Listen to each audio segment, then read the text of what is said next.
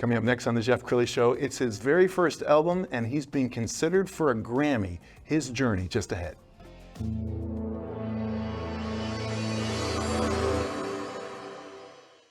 Many are predicting that the worst is yet to come, which is unfortunate, said one person here.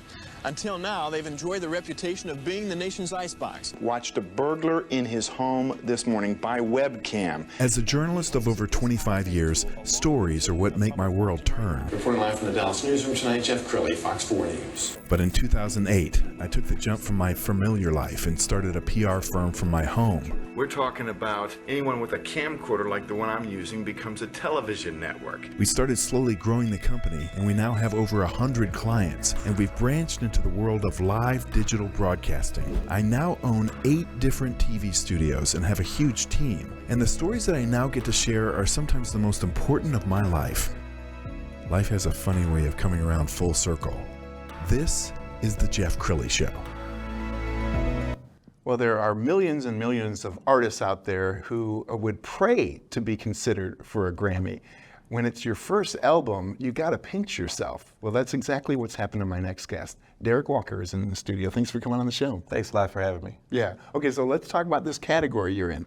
Best spoken word album. It's a brand new, it's the second year for this category. And spoken word is kind of can be melded in with hip hop. It could be melded in with maybe rap. But there's something about the storytelling, the elements of literature, and the connectivity to this, what I like to call spoken jazz. If you love jazz music, spoken word creates this type of experience where it's kind of improv, but it's also some direct messaging and using voice and words and language. And how long have you been working on this? So if I'm honest, I studied journalism, so I've always been a writer and always been interested in stories being told. This particular album I started working on right at the end of May, actually. As far as the recording, as far as the writing, I started writing maybe last year, 2022, and just going into, there were moments that happened and I started to just document them. And we have Instagram and social media, but everyone's using video, everyone's using photos. And I saw an opportunity to use words as just ways of connecting people and stories and campaigns. Tell us how you get inspired. What do the lyrics just kind of come to you? It's the lyrics, it's the phrases, it's the emotion, it's it's all elements of production. Even in news and journalism, the best stories are the ones that if you take away the audio, you can tell what the story is. But if you take away the video and you just have audio, it's still a great understood story. So I'm sitting around telling great stories and just capturing the details of the moments to help illuminate imagination. Are you always kind of listening for lyrics like a waitress says something to you and you're like, wait a minute? Yes, you should see my cell phone. I've got notes, and I'll say, Justin's a friend of mine, he's probably say, like, I'll just randomly take out my phone and start taking notes. And that's the important part that's what news gathering is. Yeah. That's what journalism is taking that moment, documenting it, capturing it, and then maybe resharing that in another way and putting some imagination to it. And so this time with this album, I was able to, for me, I think audio is the best form of storytelling because it allows you to have an imagination. And so even the way the album starts I don't want to give it away, but just the way it starts, it really kind of cleanses the palate to open your mind up to imagine something deeper than what you would have expected. Sure. Well, I love your social media. Let's go ahead and show the picture on social media for you're being considered for the Grammy. And I love that picture. It's a nice black and white. It just really captures you on stage. Absolutely. Yeah, that photo is just really the embodiment of how I love to tell stories. One, I graphic design, and so every element of this album, the idea, the concept, from the graphics to the video to the music composition to the words written performance is something I was able to do. And so storytelling through these elements is really fun. If you notice on my social media online, I use a lot of black and white photos because it allows you to imagine what those colors would be and could be. Also, there's something about this idea of classic nostalgia that I love. History repeats itself, and I love history. I think we're in the Renaissance. 1920s was a tough time, and it's a great opportunity. And I think we're in the same type of space now from a personal standpoint, from a professional standpoint, even with business. This album is every idea that I've shared with clients and they didn't want to adopt. And so I'm doing it, and it's working. And to be in a position to be considered for the potential of even winning an industry award of that stature, very significant, and as well as a big business card to say, hey, I don't know if you know, but we can do this. Wow. Okay, I found a wonderful article from the Dallas Morning News. Let's put that on the screen and have you talk about it. Tell us about the article. Yeah, I mean, how a Dallas poet found creative freedom in the Black church. You know, when you think about some of the spaces that we have to go, and just us as people, not just about from a race standpoint, but just going into spaces that are unknown, unfamiliar, you have to be able to identify and create crevices where you can kind of freely express. Sometimes it's not always at the job. You have to accept that, I think, and I think it's okay to accept, and being able to identify those spaces where you can express and identify your community. I think there's community where there's common unity. And so you and I love journalism, we love storytelling, sure. We have common unity, we're in a community. And so this article really talks about helping how I found mine, but also to illuminate you to identify where yours is. Yes. I want to show some more pictures of you on stage and ask you about just where you get your inspiration and your personality. Would you say that your personality one-on-one is the same as you are on stage, or do you become somebody else? Man, I think it's the same. I mean, I'm pretty consistent. I have studied theater, I studied journalism, so I do understand the technical aspects of presentation. And these photos are just a capture of one of my first times performing at an open mic, and just really creating these moments to be captured and reshared. And so in shooting this, just as with the production, and I really went for a different type of aesthetic, right? You see now I've got on something a little more classic, the vest, the stripes, right? The pin. And then that one I had on like a hooded cardigan with kind of distressed jeans, because I was speaking to the audience who was there. And so I wanted to make sure that my story was told and presented in a way, not just with my words, but with my presence. And so every aspect of what's going on, I'm very cognizant of and considerate and very intentional about. Can you tell when you're on and you have the audience? I mean, there's a flow between the artist and the audience, isn't there? There are moments where I like to watch the aha moment. Something I learned from my good friend Brandy, and even just listening to Jay-Z, is that you find someone to connect with. And the other principle is that I utilize this idea of performing to an audience of one. And so identifying one person and really speaking not just to them, but with them and engaging with them, you break that fourth wall, much like television and news. You want to look into the camera and do certain things in a particular way so that they make that connection. It's all about making human connections and storytelling. Okay, where do you see this all going? Oh. I mean, if you win the Grammy, I mean, this changes everything, doesn't it? It does. This project and product is a manifestation of ideas I've had for over 20 years. And it's often said that it takes 20 years for an overnight success. This project, my hope is to unlock the unimaginable opportunities of going into theater, going into touring, going into storytelling. I've got books, I've got other products that I would like to create. And just this idea of us identifying our intellectual property and developing that and protecting that and making something that people want to engage with. That is the part where truly being a creative and a creator and being in business, I think that's some of the greatest freedoms and opportunities we have in America, is to be able to say, I have an idea that I want to make real, and I'm inspired by all these things. I want to make it be life.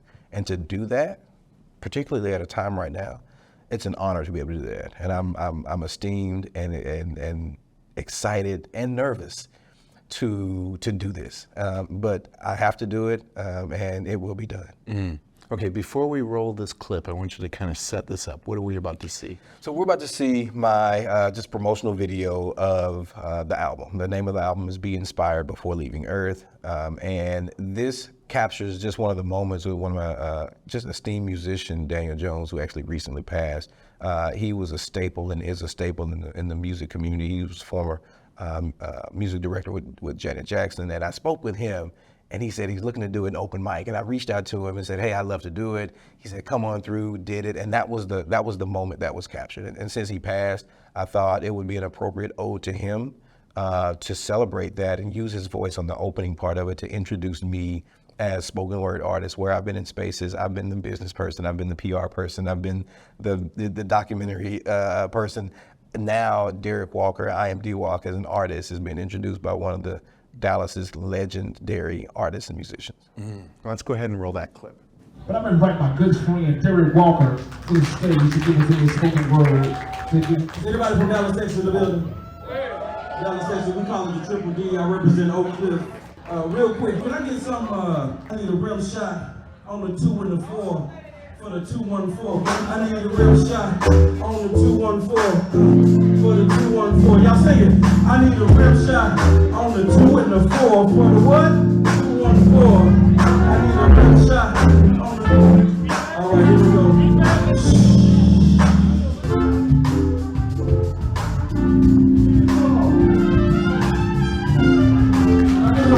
Derrick Walker, man. Derrick Walker.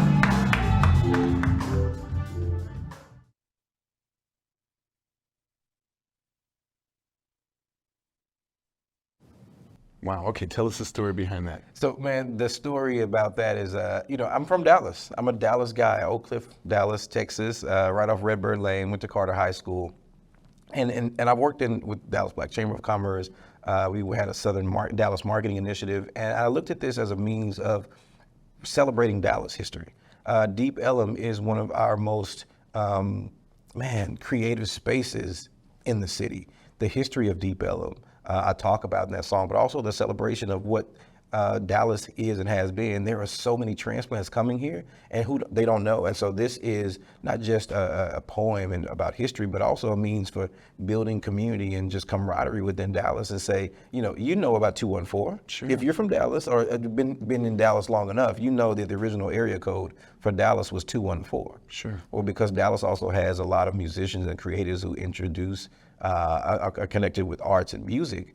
In every beat, there's a 2 and there's a 4. And so the connection of Dallas and the significance of how really I believe Dallas influences the world, I think it's the center of the universe. This is a way to just bring us together in the midst of whatever that may be different, where you're from, where your background is. Hey, we're here now, we're representing 214, we're representing Dallas, and here's a neighborhood that really represents the embodiment of good ideas and creativity and music and history that has yet to be discovered and untold. Okay, let's talk about distribution. Distribution is very important to business. As I mentioned, I'm a business guy. Jay-Z says, I'm not just a businessman, I'm a business man. And in doing that, I created this product. And then with having products in business and logistics, you have to have distribution.